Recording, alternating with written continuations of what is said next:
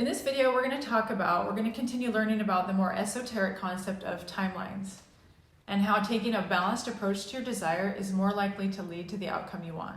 Let's get started. Nature has a funny way of always balancing itself out, right? Have you ever noticed this? There are fail-safes in place that cause balance. For example, if an insect population gets too high, the predator population of that insect increases and puts the population in check. If we drink too much water, our bodies seek balance and pee it right out, right? If a plant dies, bacteria and other decomposing organisms come along and take care of the matter.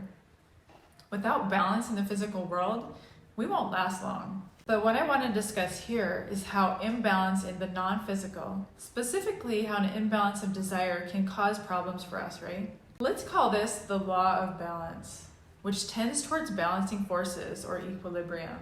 Equilibrium makes life possible here on Earth, and it's also what causes the most rapid manifestations of our desires, if we understand how to put the law of balance into play in our favor. Understand that overall, the world and the entire field of unlimited possibilities strives towards balance. This balance can be disrupted by action, right? But it can also be disrupted by thought alone. Why? Because thoughts project energy out into the field.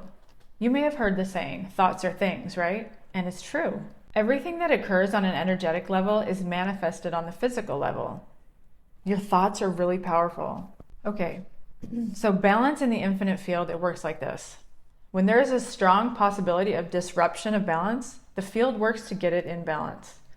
And I emphasize the word strong here because smaller disruptions don't have this same balancing effect. You can create an imbalance or disruption of balance when you give something too much meaning.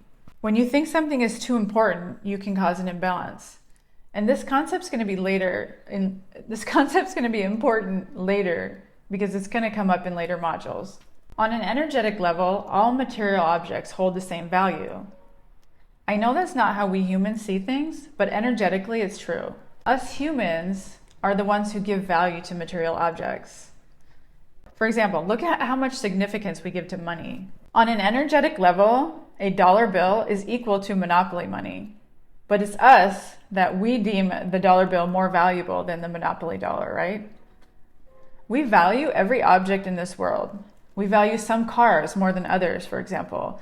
We value some brands more than others. We value some locations on Earth more than others and give some more value and some less value. But energetically, they're totally neutral. That is that they have the same value energetically. We assess and judge everything around us, including situations. For example, we might sit at our desk and say, walking along the pier at Huntington Beach at 9 a.m. at night is safe, but that walking through the alley in a super shady neighborhood at 9 at night is dangerous. Our assessment in itself does not create an imbalance in the energy field, because while we're sitting at our office chair, we're not directly worried about walking down the dangerous alley because we're not doing it and we're not planning to do it at that moment, right? But disruption of balance would occur in this case if we attributed excessive importance to the situation. For example, if we were seriously worried about the danger in the alley, like if we had to actually walk down it, or we had to sit at home and wait for a child to return home that was walking down that alley, then a disruption of balance might occur because of our excessive importance that we give to that situation, right? If something becomes too important to us, there is the potential to disrupt the balance in the field. So, any object that you worship or anything that you hate, anything that terrifies you or anything that you give too much importance to or put on a pedestal or value too much has the potential to disrupt the balance, right? Because remember, on an energetic level, the field sees things as equal. The field sees a VW bug as the same value as a Jaguar, right? It's us humans who say that one hunk of metal is more valuable than the next. And sure, we may have all sorts of reasons for doing so, right? But that's not the point. The point is, from the view of the universe, material objects are more or less equal. So when we humans place such a high value on something and we idolize it, that causes the balancing forces in the infinite field to come into play. So in your personal life and on a practical level, the importance that you place on certain things or people or outcomes and situations can cause an imbalance or disruption of the balance, okay? This is because you transmit a lot of your own energy to these things that really matter to you, right? The balancing aspect of the field can and does balance out the disruption of balance. Truthfully, sometimes this balancing out can be painful for us. and it can cause us some problems. Sometimes this balancing force causes the exact opposite outcome from the one we wanted. Okay, imagine a person that has a strong desire to become a lawyer. They spend all their time and effort and years in school to achieve this goal, right? But when they graduate, they come and they land their dream job, right? But as it turns out, what they find out is this is a high stress position requiring 70 plus hours a week and all of their time and energy. So why did they want to become a lawyer? Maybe they wanted to feel importance, or they wanted to have pride in their profession, or maybe they wanted to have lots of money, or they wanted to support their family. Maybe they wanted to have a lavish lifestyle, right? And they put all their effort and they put all the importance on the position that they sought. And they left no space for other things. They are totally out of balance at this point. And there are going to be noticeable consequences from the excessive importance they placed on the thing. They will actually achieve the opposite of their intention. They will have no time for family. They may even be resented by their family. They may make a lot of money, but they'll never be able to enjoy the lavish lifestyle, and they certainly won't have time for vacations. They have become slaves to what they gave so much importance to. I'm not saying that you should never put importance on the thing that you desire. There are times when a little importance and a little effort are warranted. That's called inspired action, right? But it's the excessive importance that causes problems and disrupts the imbalance in the field, right? The infinite field has many ways to balance you out on an energetic level. I remember back to my single mom days, I had placed so much importance on work. And understandably so, right? Because I had to take care of my kids. I was stressed out all the time, and I was working a lot. I had the kids in daycare, and I didn't even have time to enjoy them very much. So what ended up happening for me was total burnout, and I developed a severe autoimmune disease that put me in the hospital for 11 days. Talk about balancing forces, because they came at me. For others with unbalanced lives, the balancing forces can come in the form of depression, anxiety, mental health issues, and chronic fatigue might also occur, where no matter how much sleep you get, you always feel freaking tired. That's how balancing forces come at you, when you place too much importance on the thing. Have you known people who seem to place much less importance on work, but seem to achieve as much, if not more, than those who place a lot of importance on work? This is an important concept, and it's one we're going to be talking more about, right? About these people. Your excessive overfocus on the thing that you desire inevitably leads to more problems, not less. Balanced focus leads to less problems. It's not the focus that causes the problem, right? But it's the excessive focus that causes the problems.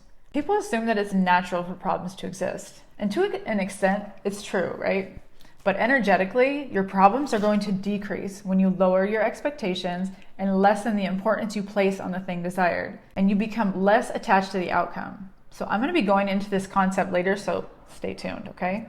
Always be willing to reevaluate the importance you're placing on whatever it is you desire to make sure you're not putting too much importance on it. Have a balanced life that makes room for other aspects in your life, and make sure your desire and working towards it is not consuming you. You need time to be free. You need time to play. You need time to enjoy other things, right? If you find yourself saying, I just don't have the time, then you can be certain that you're out of balance. And balancing forces will correct the issue if you don't. One way to achieve balance is to detach yourself from whatever you're putting too much into. For example, if it's work that's receiving too much importance right now, come at your job willing to do the work, but not to the extent that you put your entire heart into it. Detach yourself a little bit. The egregore of work wants all of your energy it can suck out of you, right? It wants everything from you. Believe me, I've been there, okay? But you did not come into this world to give all your energy away to this powerful thought form, right? Ironically, just like those people I mentioned above who seem to work less and achieve more, when you detach and give less energy, when you set boundaries with your time, for example, not coming in early, not missing lunch, taking your breaks, and not staying late, you will actually start to achieve more when you have those boundaries, okay? It's weird, I know, but it's how the universe works. You don't owe your life to the egregore after all, right? This issue of balance is really where boundaries come into play. Setting boundaries with others is an act of love for yourself, and it's a primary way that we preserve our energy. And Module 4 is going to cover how to set boundaries and preserve your energy and your sanity. So be on the lookout for that in Module 4, because that's an important one. So anyways, let's get back to achieving balance. I want to mention something important. The only time you would ever want to throw yourself completely into something is if that thing is a part of your purpose and a part of your personal reason for incarnating here on Mother Gaia.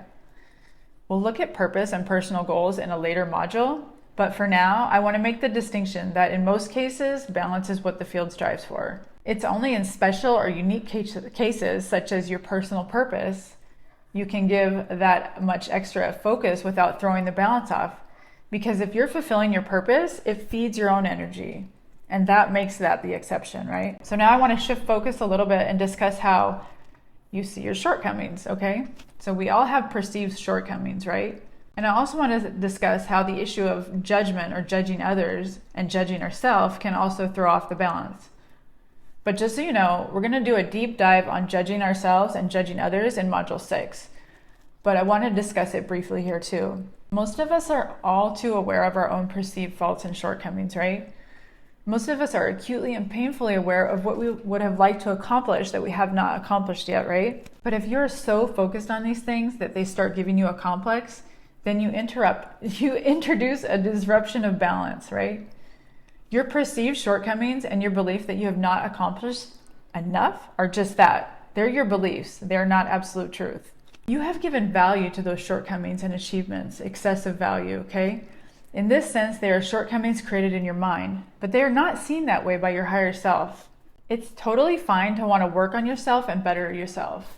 That is, if you're not in a place of loathing yourself. Self-improvement and motivation and motivating yourself will not throw the balance off, except if you are dissatisfied with any part of yourself in excess, if you're beating yourself up, if you're punishing yourself, if you're berating yourself, then you are creating a disruption of balance and are damaging the connection between your heart and your mind. The heart, which I like to think of as your higher self, is totally perfect. It deserves no punishment, no mistreatment. Creating imbalance between your heart and your mind puts the mind out of alignment with the heart, and it puts it out of alignment with the higher self. You're going to know that you're out of alignment with your higher self because it will feel terrible in your body. Your feelings are an excellent indicator of your alignment, okay?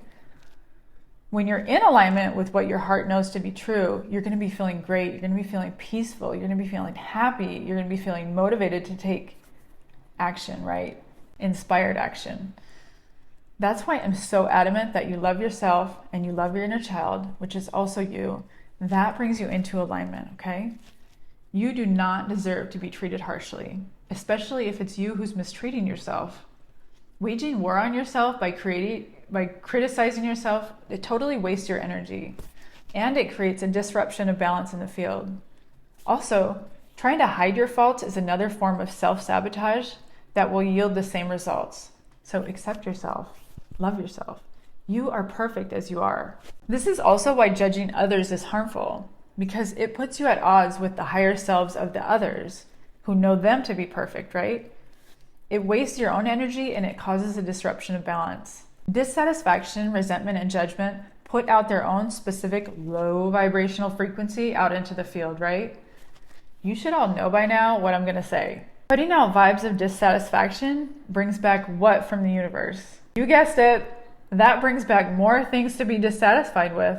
Those frequencies literally switch your consciousness to timelines where you're going to find more dissatisfaction. So, in summary, making a habit of expressing criticism of yourself and others is harmful and a destructive habit to you personally. On the other hand, noticing even the smallest positive aspects, and especially noticing the big ones, is empowering and brings you closer to timelines that you want to travel on. The idea here is to substitute destructive habits of judging yourself and others with the helpful habit of seeing the positive aspects of yourself and others. Just as a side note, if you ever do encounter a situation that is truly too horrible to see the positive aspects, remember the wise words of King Solomon. This too shall pass, okay? Thankfully, those situations are few and far between, but even those will pass.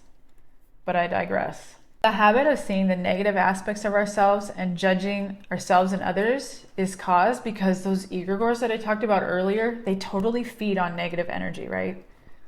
These egregores have trained us to be that way, and they want us to play by their game. Switching this destructive habit for the helpful habit of seeing the positive aspect transmits positive energy out into the field. Here's an example of how I did this recently in my own life.